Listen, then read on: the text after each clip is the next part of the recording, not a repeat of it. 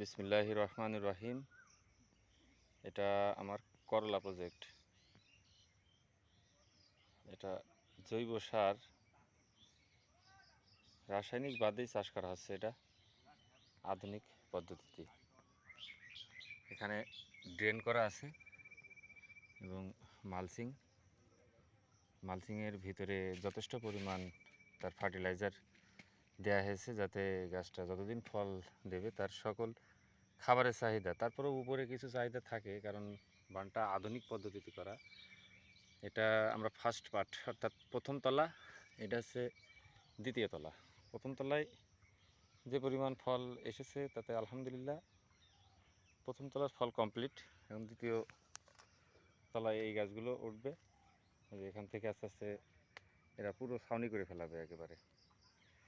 আর প্রথম তলার ফলনটা হচ্ছে যে এরকম ধরেছে আলহামদুলিল্লাহ। অসংখ্য অসংখ্য করলা, অসংখ্য। এই বানের ভিতর দিয়ে যদি একটু আমি যাই, তাহলে এখানে মাছি পোকার প্রোটেকশন, এই যে স্বাস্থ্যসম্মত উপায়ে করা হয়েছে।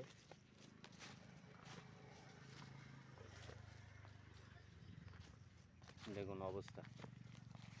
এইভাবে যদি আসলে সফলতা যদি আসে, তাহলে আসলে কার না ভালো লাগে।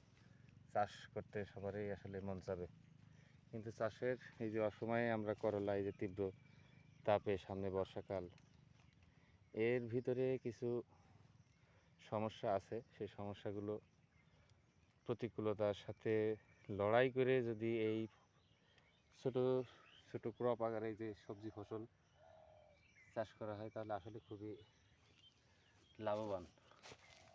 আমার তো বেশ মজাই লাগছে আসলে। যে পরিমাণ আমি চাওয়ার চাইতেও আল্লাহ তাআলা অনেক বেশি দিয়ে দিয়েছে, অনেক বেশি, আলহামদুলিল্লাহ।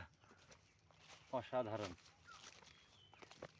নিজেও দেখছি, আপনাদেরকেও দেখার সুযোগ করে দিচ্ছি। কমেন্টে সবাই বলে যাবেন যে কেমন হয়েছে। গতকালকে দুপুরের বেলা অনেক বৃষ্টি।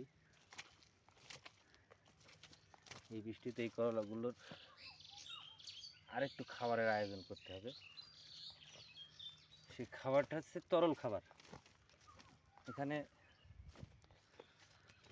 18 থেকে 20 রকমের জৈব সার 5 থেকে 7 দিন আগে করা ছিল। আসলে সবজি ফসলে যদি এইভাবে তরল সার ব্যবহার করা যায়, এইভাবে মালচিং করে, তাহলে খুবই ভালো ফলন পাওয়া সম্ভব।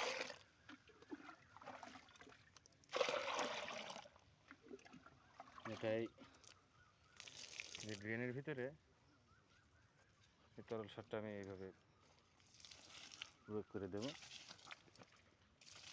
কোনো রাসায়নিক এর ভিতরে যাবে না।